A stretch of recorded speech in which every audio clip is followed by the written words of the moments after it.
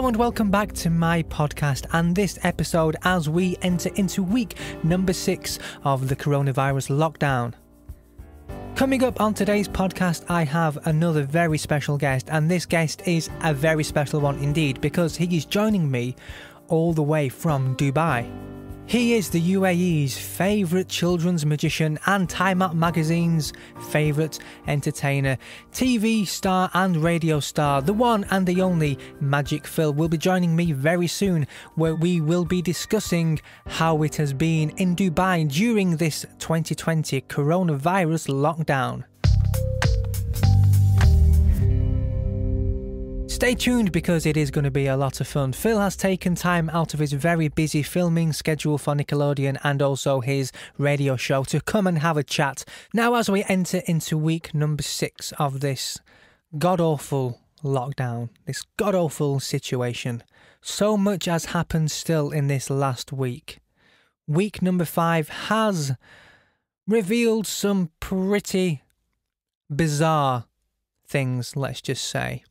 COVID-19 has affected many countries around the world, and it has affected many, many people. But one thing which is very clear with every person I speak to is the level of support that each other is giving is just remarkable.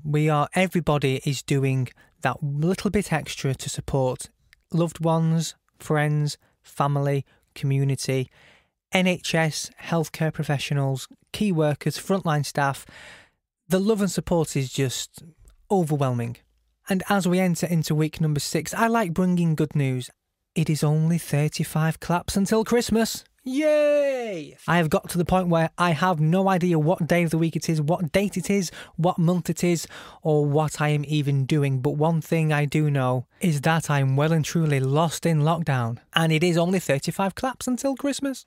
Now, there is lots of support in the community and people, as I have said, are doing and going above and beyond to help each other. I saw something in the news the other day, which I didn't really think much of it. And it was a post from Wigan Council, and they have painted in the road outside one of their infirmaries in one of their hospitals.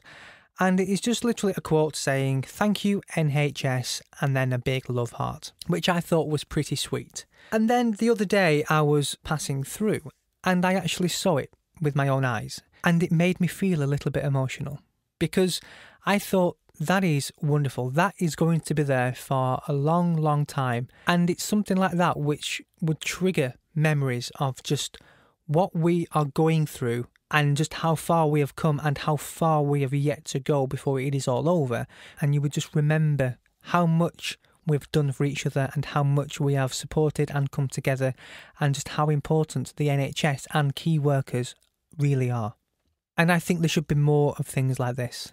More things to remember and just how much history is being created. Now, according to media and things, there is still a shortage of PPE. There's been lots of reports and lots of stories of things of frontline staff being very short and having to mend and make do and reuse things and beg, steal and borrow. But the government have called for help from overseas to bring in shipments of PPE. So, things are getting better with that, but there is still not enough, and we are still in a predicament of what do we do as general public? Do we wear masks? Do we not? I think as long as they get what they need first, whatever is left for us, we will use. Apparently we are over the peak now of this epidemic and we are showing signs of getting back to some kind of normality. So far it has been reported that there has been around 21,000 deaths so far from COVID-19 in the UK. Now that is a lot. In fact, let's put it into some kind of perspective. The Manchester Arena holds 21,000 people. So in theory, that is like having the Manchester Arena filled with people and every one of them has died. But there is a glimmer of hope because this week construction workers have been allowed to return back to work and other people are able to start slowly going back to work. Non-essential shops are beginning to reopen. Fast food restaurants are beginning to reopen, for delivery and takeaway only, but still they are beginning to open. And so some more good news. That means I might finally get my Big Mac I've been craving for the past 6 weeks. B&Q is finally allowing people back into the store. They are limiting the amount of people who can go in, but still you are allowed to go in, because I don't know if people who may be listening to this have had a similar experience, but let me tell you, all I wanted was a bag of compost and a couple of packets of seeds and one of those stick things you put in your plant to keep your stem straight. I don't know what they're called, but it was a sticky thing. So nothing much. Normally I would just nip to my local B&Q, in and out in 5 minutes, get what I need. They were doing click and collect only, which is fine. I've done click and collect before in many places. But this, what an experience. Wow. So I went online to the website and straight away I was faced with a queue, a virtual queue. And I was in this queue for 2 hours just to be able to gain access to the website to get what I needed to get. So I waited and I waited and I eventually got on, added the stuff to my basket, paid for it all, sat there waiting for the email to say your stuff is ready to be collected. 5 days later, I get the email to say you can go and collect it. That just shows how busy they have been, and I'm not complaining. I really am not, because I get it, I understand it. They are really busy and people have turned to DIY and gardening and things to pass their boredom during lockdown, which I get it. It's fine. It was just, I wasn't expecting it to be that busy and having to wait and queue in a virtual queue to gain access to a website.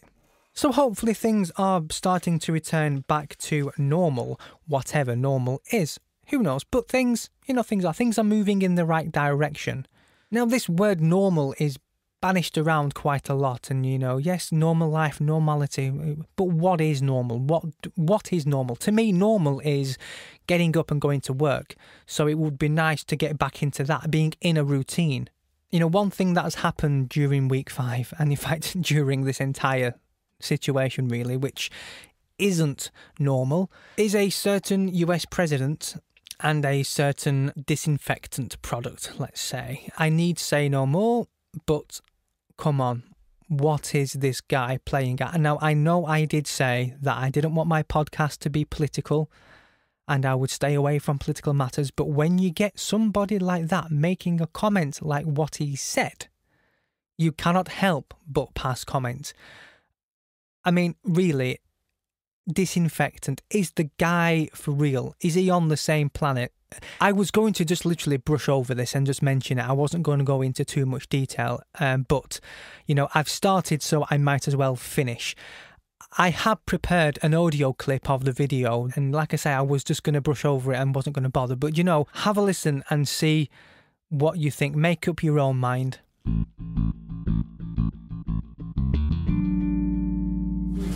Thank you very much. So I'm going to ask Phill a question that probably some of you are thinking of if you're totally into that world, which I find to be very interesting. So supposing we hit the body with a tremendous, whether it's ultraviolet or just very powerful light, and I think you said that hasn't been checked, but you're going to test it. And then I said, supposing you brought the light inside the body, which you can do either through the skin or in some other way. And I think you said you're going to test that too. Sounds interesting. Right, and then I see the disinfectant, where it knocks it out in a minute, 1 minute. And is there a way we can do something like that by injection inside or almost a cleaning? Because you see it gets on the lungs and it does a tremendous number of the lungs. So it'd be interesting to check that. So that you're going to have to use medical doctors with. But it sounds interesting to me. So we'll see, but the whole concept of the light, the way it kills it in 1 minute, that's pretty powerful. I mean, come on. Is he even on the same planet? What was he implying? Was he being serious? Was he genuinely being serious and putting forward a suggestion of inject disinfectants into your body to cure COVID-19? This man is just something else. What goes on in that man's head? I have got no idea. But do you know what? I'm loving the amount of memes and comedy things which are coming from him being so silly. So where do we go after lockdown is a question which is quite often asked by a lot of people. And yes, it is a question which is on my mind every single day. Where do we go? Nobody knows, and nobody is going to know, I think, for quite a while. I think, personally, the sensible thing to do would be to lift lockdown when it's safe and good to do so, but we still do keep going with the social distancing.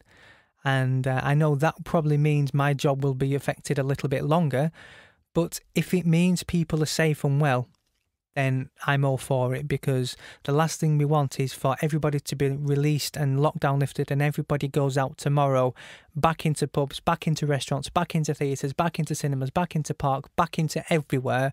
And then in 2 weeks' time, we are faced again with this situation where people are becoming poorly again and spreading even more. I'm sure whatever decision is made is the right one and is made for a reason. I mean, we have been pretty lucky in terms of restrictions and our lockdown. We have not been locked down. We are calling it a lockdown because it's a bit of a name. But my guest on today's podcast has. And it is going to be really good to have a chat with Phill, Magic Phill, in Dubai and just find out how it has been over there and just what has been going on. And believe you me, they've had it pretty tough. So without further ado, let's dial in to Dubai.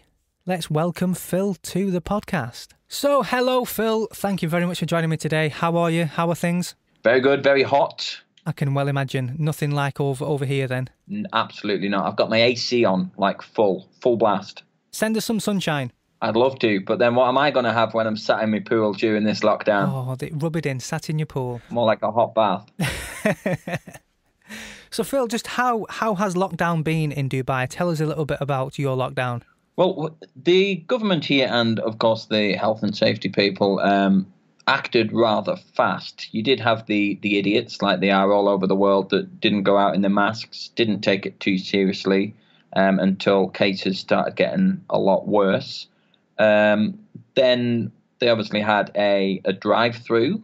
I don't mean a McDonald's drive-through, like a drive-through test centre where you could actually go and get the COVID test. And then rules started hitting hard. People had to work from home. Masks, you had to be seen wearing a mask. Even in the car, you had to be wearing a mask in the car. Fines were put in place if you were out on the roads after a certain time. They did a massive deep clean of the whole city. And then that's what started the main lockdown. So they did a massive sanitize of all the roads, all the buildings, everywhere. So from like 6 o'clock up until 6 till 6 it was, you had to be indoors, off the roads. And you're talking, these are some of the busiest roads in the world. And you'd look out your windows and they were just dead quiet. So after this deep cleanse, they sent drones and everything. It was something like you see in a movie. And it was just cleaning the whole place. And then that's when the lockdown mainly started. They says, right, we're full on lockdown now for another 24 hours. They're going to continue the cleanse, and then it was a full not allowed out. That's it. 2 weeks. That's crazy. I mean, like, we think we've had it bad here in the UK, but that's kind of like military level sort of stuff, to look out and see people going around, spraying the streets and spraying the roads and stuff. That must have been really, really different to kind of view and look at. Absolute hardcore. I mean, and, to be fair to, the government and that, they did act fast. They did act the right way. People were still idiots, and you did have to apply for a permit to want to go out. So you could have a shopping permit, an emergency permit, and there was what was the other one? An ATM permit or something to go get money or something. If you worked in like a key worker or whatever, or a shoemaker or whatever, little joke there. Wasn't very funny. You can add a little wah wah wah in there. If you are a key worker, then obviously you get a government letter that you are allowed on the roads. But cameras were flashing on the roads if your cars were on the roads. Fines were put in place if you were out. They were very strict. They did take it extremely serious. All buildings, all supermarkets fitted with sanitary stations where you had to get glove checks, temperature checks, sanitize the trolleys, everything. It was really, really did take action. And I mean, I find that really impressive. You know, we've seen nothing on that level in the UK that I'm aware of. And I think maybe we should have gone down that route because, you know, I mean, you're just coming out of your lockdown. You're just coming to the end of it and you're slowly being released back into the wild as such, aren't you? Meow. Yes. So it's like, so obviously those steps that the Dubai government have taken, they've obviously worked because you've reached the end point, so to speak, before we have. Yeah, pretty much. And sorry, I was just itching my nose. I was holding off the itch, but I forgot it's radio. It's not TV. So I'm itching away and having a good old pick now, I tell you. Go for it. Go for it. Go for gold. You can keep that in as well. Not the finger. It's yeah, so it's come to an end. Obviously, all the schools are still closed. They've still announced the schools are closed till September, which again here has caused a bit of a kick up because all the schools are private. So the parents have already paid for the terms at school. Right. So now everything is, as they call, distant learning, where the teachers are doing live feeds on various video channels. And some teachers that I know as well that have gone to the UK, and because of the time difference, they're having to get up at 4 a.m. in the morning to teach classes virtually on videos. And this is going to be done up until September, the academic year, where, again, parents are still... A lot of them are very understanding. And Mrs. Magic, she obviously works in the teaching industry, and she's after-school classes. So if there's no schools, then a lot of after-school classes, dance classes, drama classes are obviously suffered and can't do them virtually. But as for the school teachers, and a lot of parents have been quite nancy about it, but a lot have been understanding. They still get an education, they're still doing videos, and it's all homeschool now up until September. So you're just entering, or just started rather, quite an important thing of Dubai culture. You just entered into Ramadan. So how's that been affected so far with the lockdown? Has the lockdown affected that at all? Oh, absolutely. And I mean, they're still got all this safety stuff in place. And there's something called iftar, which is when they break the fast. Mm-hmm. And me, Mrs. Magic, my friends as well, we love going out for iftar meals, which is where we don't fast, but when all the restaurants and hotels at sunset, that's when the mosque chant will go off, and that's when they have massive celebrations, buffets, belly dances, twirly men, different entertainment. Now that they can't put them in place because it's buffets, it's open to everyone, it's a crowded place. So it's been a massive knock for hotels and restaurants.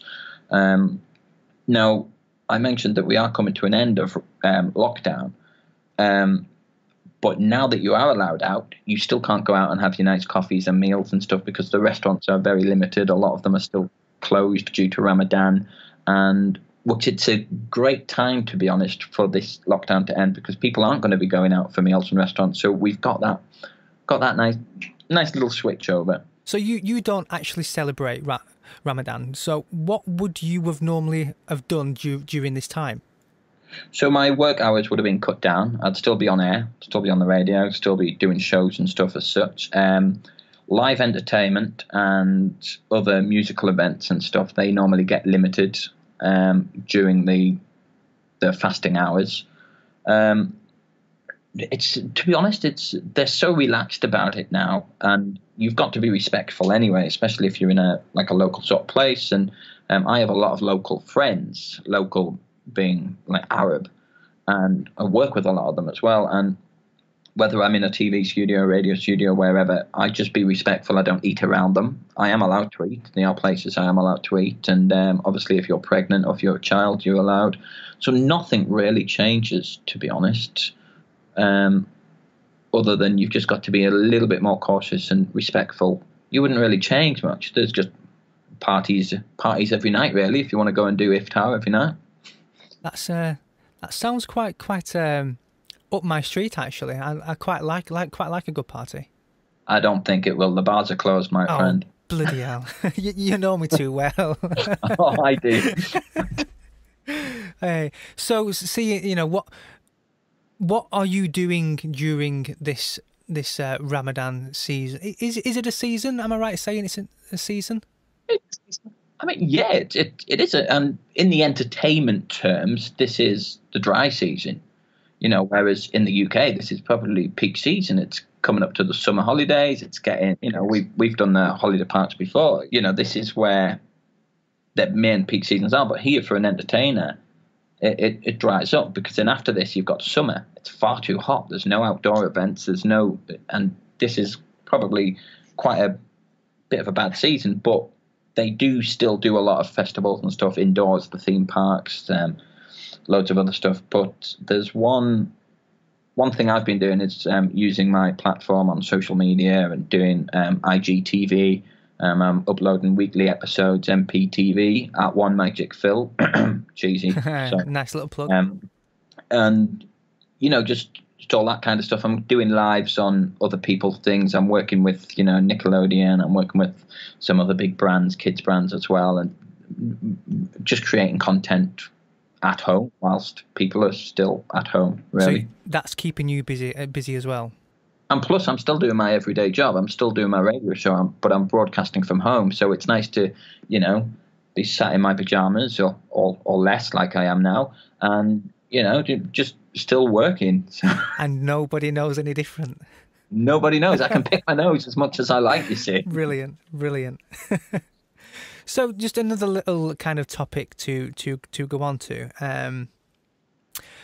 In the UK, we've seen some iconic buildings get changed into something which is called NHS Nightingale, which I don't know if you've heard of it, but it's something that the NHS have done, and they're turning big capacity buildings into temporary pop-up hospitals.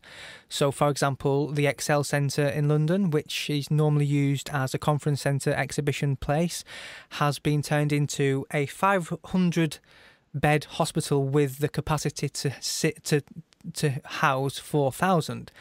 Wow. Have you seen anything like this in Dubai? First of all, that's amazing what everyone's doing in the UK, and not just UK but around the world. They are building hospitals. They do have. I've got a mate that's working on a project at the moment that are building hospitals just for them cases. And there are certain hospitals in Dubai that have been announced as the go-to hospitals. They are the ones that are treating people with the COVID, and they have Pacific ward for that and certain protocol for when you get there to the hospital. So they have all been put in place, and certain hospitals that you don't go to if you have that, because it's just the way it is. But yeah, what they're doing in the UK, the NHS and all that, is absolutely amazing, incredible. Obviously, we're all private health here in the UAE. But speaking of iconic buildings, the Burj Khalifa, the world's largest building, they actually projected the Union Jack during the clapping hour of brilliant. The NHS. So I'll try and share a picture of you with that. It was all done as the Union Jack flag, which was absolutely incredible. So wow. I know that they've got our support here as well. See, that's just another thing which really amazes me, the fact that we do support each other locally and in the community, but something like that as well, the other side of the world, really, just something like that, it just shows that people are thinking of everybody else, because it's not us and them, it's literally everybody together. The whole world is being affected by it. It really has. No matter how rich you are, no matter how wealthy, no matter who you are, no matter where you're from, we are all in this same situation. Exactly. We are all running out of toilet paper and all getting bored at home. Exactly. So just something like social distancing, you're obviously having to do it as well. It's a given thing now. What is it like in shops and things and supermarkets? Same. Supermarkets, exactly the same. They've got the little barriers now, the measurement of how far you've got to be around people. Again, you've still got the idiots that are out there that are coming right up close to you. A part of me wants to wear one of them old-fashioned Victorian dresses with like a massive... With a big hoop on it. That's it with a big hoop. And I've said this. I've said this. I've said after I thought lockdown. You were going to say I've got one there. Well, I do, but that's another podcast. No, I've said that when lockdown is lifted and everyone is allowed back out across the world, they should sell like social distancing frames where you wear them, yes, and it literally people just bounce off you, like get away, move. I did see a guy with a funny video, a funny T-shirt that said, "I'm social distancing. If I turn around and you're close enough for me to hit, I will." Yes, I saw that as well. Yeah, see, I love things like that, little comical things, memey things, and you just I love them. I love them. Which quite surprisingly, we have moved on to this because. You did something, didn't you, right at the start of the outbreak? A lot of stuff I don't want mentioned. Well, we'll keep certain things quiet, but right at the start, you went viral, didn't you? Do you know what that was? Or was it viral? Viral. It was. Oh, do you know? I can't even remember how it all started. Now I was in a restaurant that I go to very, very regularly. It's next to the radio studio I work at. And I was just baffled, and I don't get, out of everything that you would buy when it was all over the news, toilet paper. And I'd understand, yes, get your tin products, get your, your shower gels and get your pastas and stuff. I understand that sort of stuff, but toilet paper, come on.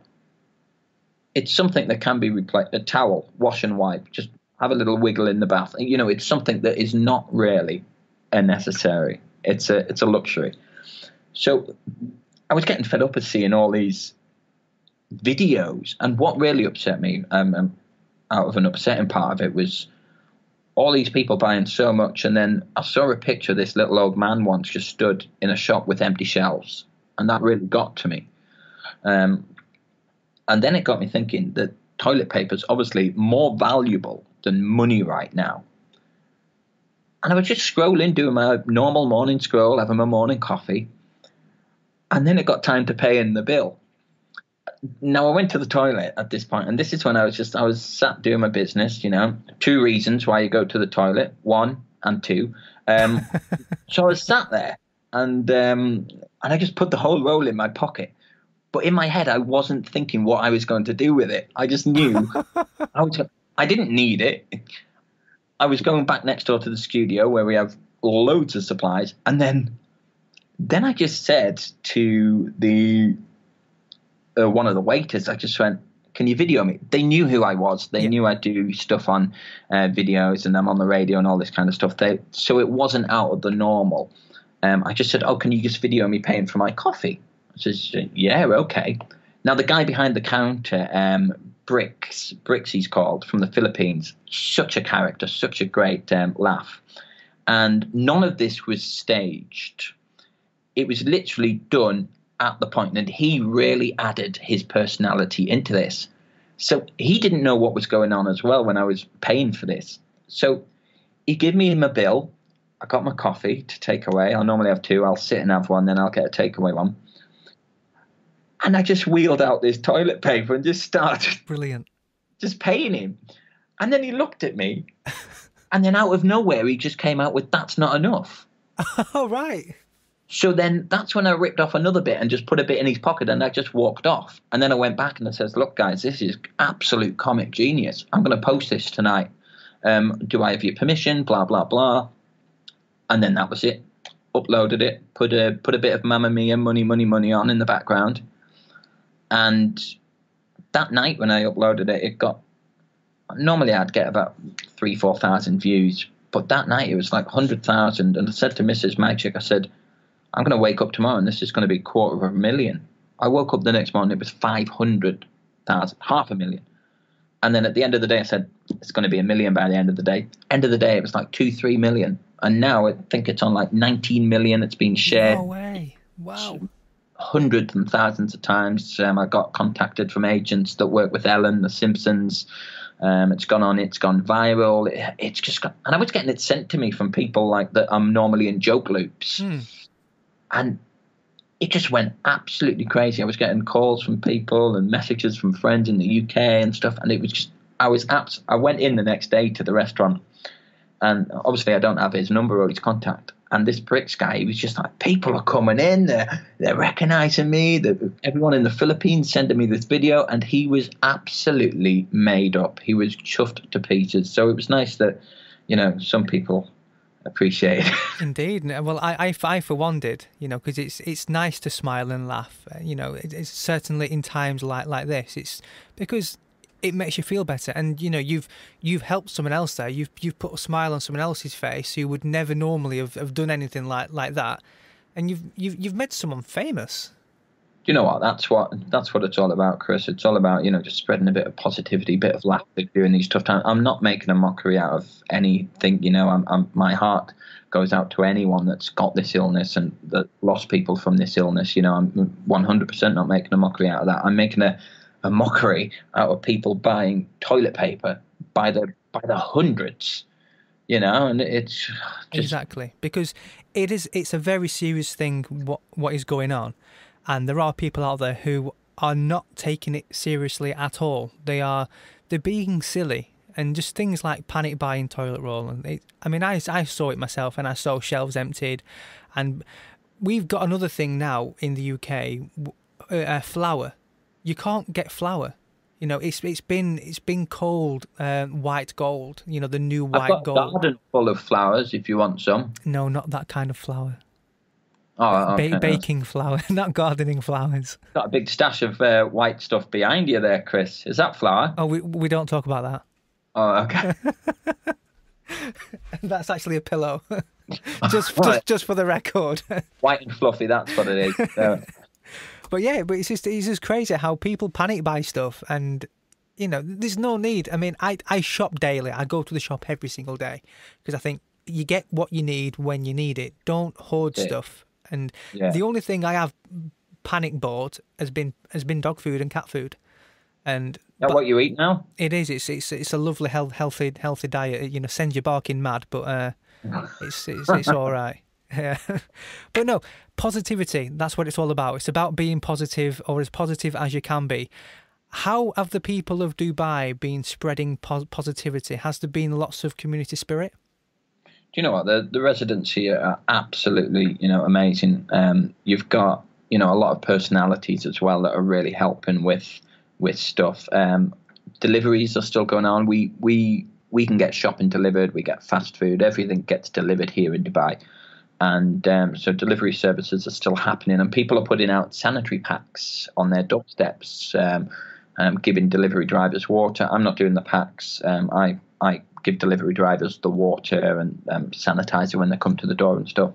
And there's a lot of charity pages set up as well for donating food packets and stuff to people that really need it. A lot of big companies, kids brands, a lot of kids brands that I work with as well. There's one which is a diaper company, or nappy, as I keep getting told off whenever I say diaper. UK folk. Nappy. They're giving out nappies to families that need them. So a lot of people are really giving back, really helping. Through these times, which is good, and it's good to see the world coming together. Good. No, it is because it's important that, because we are all affected, so we all need to stay together, stick together, support each other, and do what we can, and go that extra mile all the time, because it's the littlest of things can mean so much to somebody else. And I've covered lots of topics in these podcasts where it could be giving someone a sandwich, even smiling at someone. It's a bit hard with the mask on now, isn't it? It is a bit hard with the mask on, but you could forgetting. You could wink. You can wink at someone and just hope they don't take it the wrong way. You keep forgetting though when you go out with a mask on, and you give someone a smile, and it's crazy. I'm just going to draw a smile on it. I think. Do it. Actually, right, masks and gloves. In Dubai, you've had kind of been enforced to wear masks and gloves, haven't you? You mentioned earlier, it's like even in the car on your own, you've got to wear a mask. We in the UK, we're kind of we don't know what to do because there's this massive shortage of PPE and masks and gloves and you name it. There's mass shortage of everything. But stock is slowly coming back in. So on one hand, we're being told to wear a mask, go out, protect yourself, whatever. Then on the other hand, someone else is saying you don't need to wear a mask, because it's more important that the healthcare workers and the frontline staff, they wear them. So no, don't wear a mask because they need them more than you. So it's like, where you've been told, no, you have got to, you can't leave the house without it. We're like, well, what do we do? I mean, I go to the shop and there's the shop workers wearing masks, there's taxi drivers wearing masks. And then you look on the street and you've got someone wearing a mask and then someone else isn't wearing a mask. And it's a bit weird because we seem to be very relaxed with everything. And it's baffles my head. It's like I like to be told clearly this is what you need to do, and if you don't do it, you'll get your hand smacked.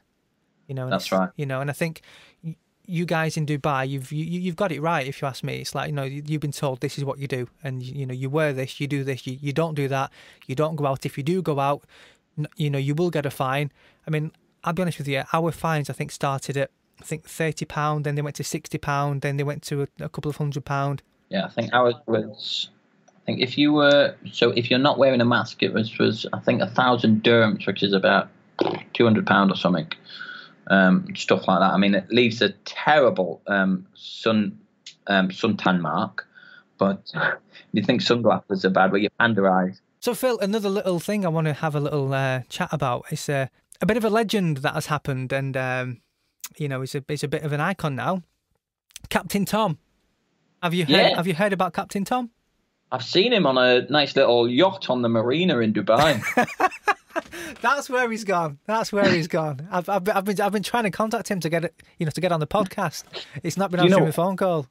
What an absolute legend. And that just goes to show, no matter how old you are, I mean, what is he, 90 something? In 99, and he was doing it for his 100th birthday. He wanted to walk 100 mile for his, and I think was it £1,000 or something? It, yeah. To raise £1,000 for his 100th birthday, do 100 mile.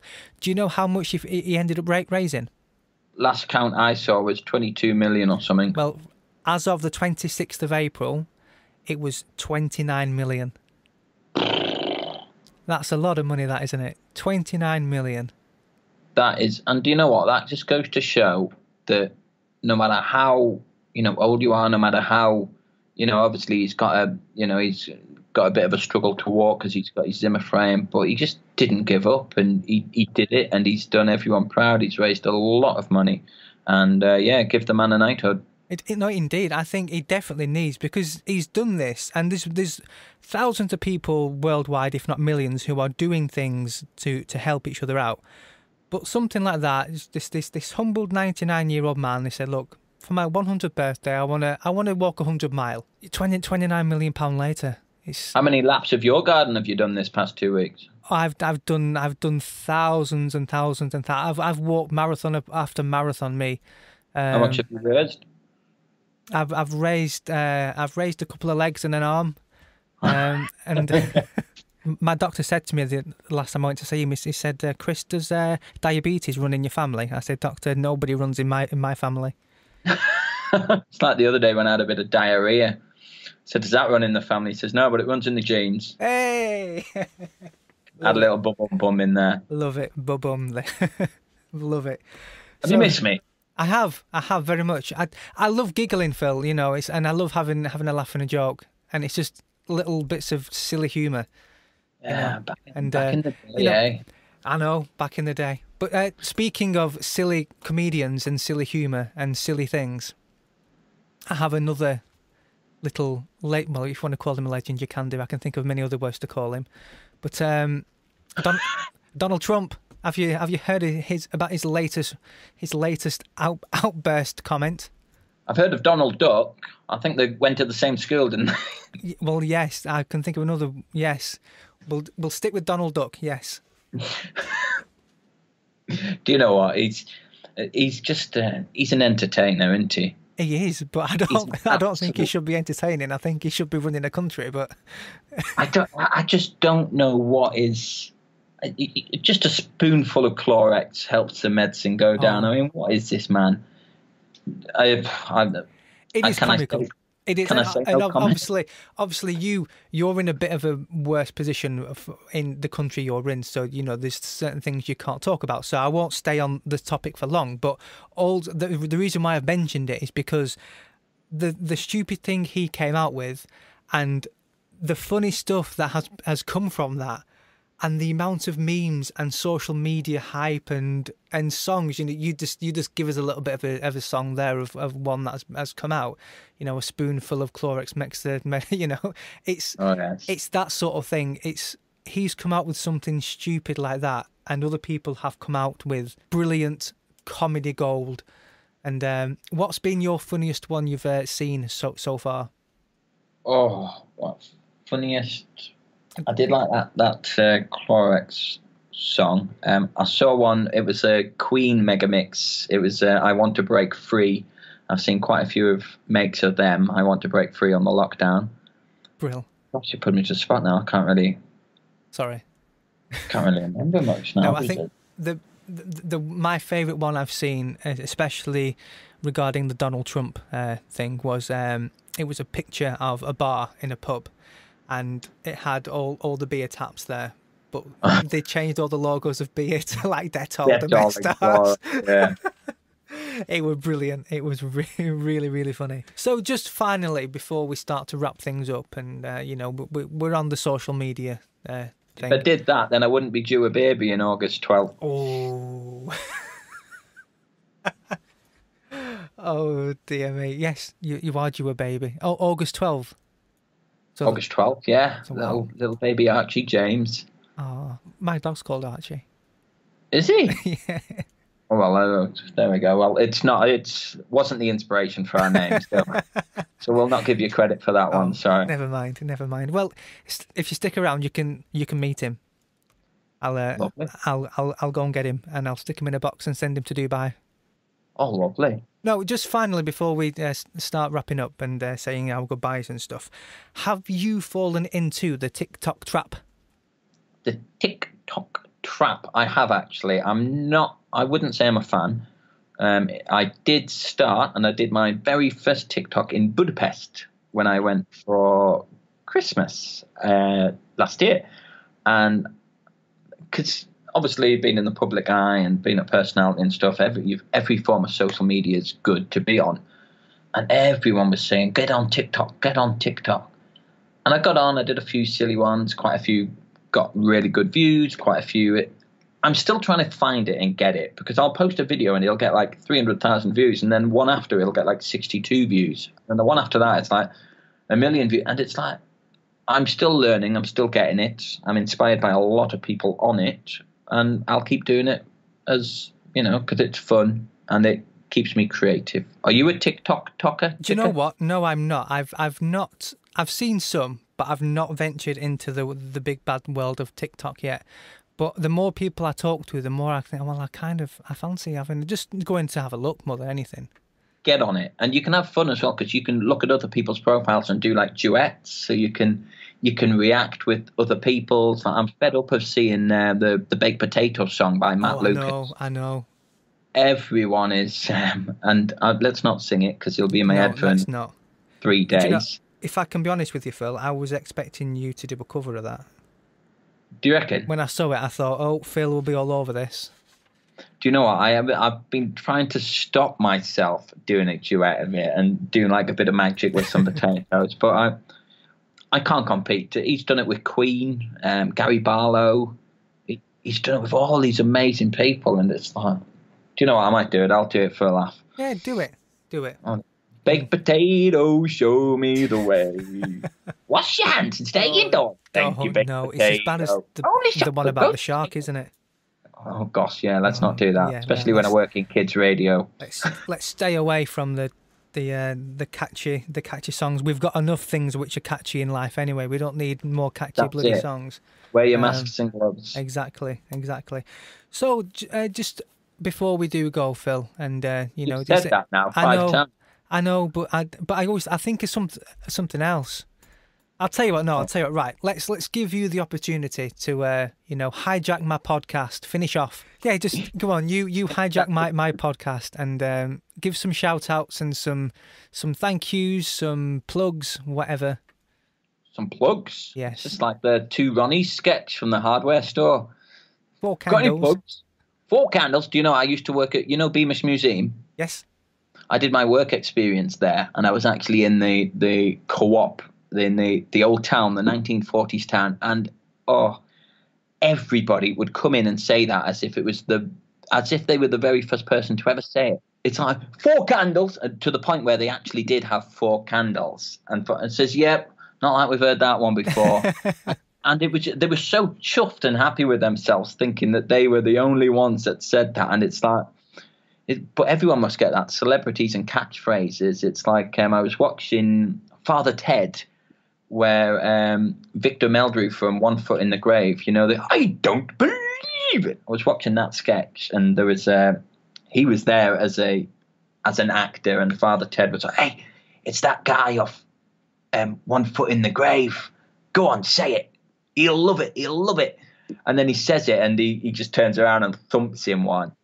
It's quite a... Which I can guess it must get really monotonous to like really, like, come on, I do it for my job.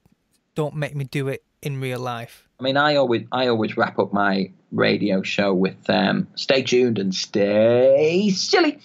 And I always get videos and stuff of kids saying that, stay silly. And again, it's nothing compared to, all these megastars. But you'd get people walking behind it, parents, not kids, parents, whilst you stood in the supermarket, and they go, "Stay silly," like in your ear. And you're just like, "Oh, come on, please." I expect it from the child, but not from you. Yeah, not on a Saturday morning at 9 o'clock.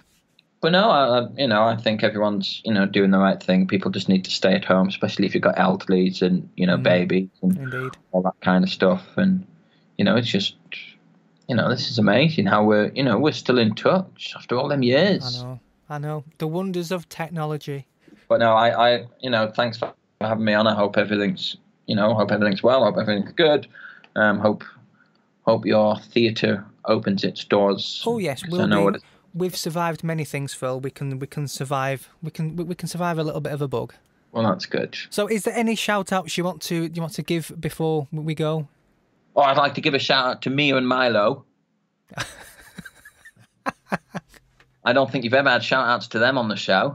No, I haven't. Wow, Mia and Milo. A big shout out, of course, to the NHS that are working very hard. I've got family that work in the NHS as well. Big shout out to your dog, Archie. Big up Archie, yes. There we go, big up Archie. Shout out to all the government, all the healthcare workers, all the key workers, everyone, and, a big shout out to you as well, of course, Kris, keeping it real, keeping it busy, entertaining people with your podcast. A big shout out as well to all, the people that have lost their jobs and, aren't able to work, theatre, staff, performers, actors as well. It's just a time of life in this world when things have a little hiccup, but there's just a bit of a deep clean going on around the world, I'd say. And use this time to be creative. I bet you thought you'd never be doing a blog. I bet you thought, I've got many other friends and stuff that have never thought of doing stuff. People are doing online courses. People are creating, getting out there. People are using this time to spend with their family and use it to be creative. Use it to, I'm writing my third children's book now. I'm writing Panto this year. I've started early. Use this time to be creative and, spend it with your family. Everyone just needs a rest. Everyone's been so busy in day life, in work life, personal life. Just take a rest. So what are your links to all your socials and things? Where can people find Magic Phill? Well, you can find me on Instagram, Facebook and Twitter at @1MagicPhill. I'm not on... Is that the number one or written one? Number one, Magic Phill. TikTok, I'm just Magic Phill. I'm not on Tinder anymore. I've come off that. Came off that a while ago. Website is magicphill.ae. And Yeah, that's it. And you can tune into my daily show, which is the Afternoon Drive, weekdays 2 till 5 on Pearl FM 102 if you're in Dubai, or the website if you're not. Brilliant. Well, Phill, how about after all this is finished, all this lockdown coronavirus thingies, how about we do another one later on in the year, and we have a chat about all your radio stuff, your books, what you've been doing with your shows and everything else, and we'll do another podcast. Let's do it. Yeah, I've got a lot of exciting stuff coming up at the end of the year as well. Well, we'll do that. We shall do that. All right. Awesome stuff. Well, Phill, it's been a total pleasure. Look after yourself. Stay safe. Stay silly. Indeed. And all the best for baby Archie. Thank you very much. Thank you. Look after yourself. It's been wonderful talking to you, and I will speak to you very soon. Legend. Well, thank you very much, Phill, for that. That was really enjoyable. And again, giggles were had by all. For those of you who are wondering who Mia and Milo are, let me just explain. When Phill and I worked together on a holiday park many, many years ago, Mia and Milo were the two holiday park mascots who we quite often used to get into a little bit of trouble in and around the park. I'm sure there'll be many more of those stories to come in future podcasts. So stay tuned for the future, because Phill and I will be getting together and doing some more. Do go and check him out on all his socials. Unfortunately, he is no longer on Tinder, so you'll have to find somebody else. And I will pass no comment about his magic wand. Thanks for listening. Do keep a lookout for my face appearing on your newsfeed with my next episode, because it will be coming very, very soon. In the meantime, keep being amazing, keep supporting the NHS and frontline key workers, keep being safe, keep being careful, and most importantly, keep washing those hands.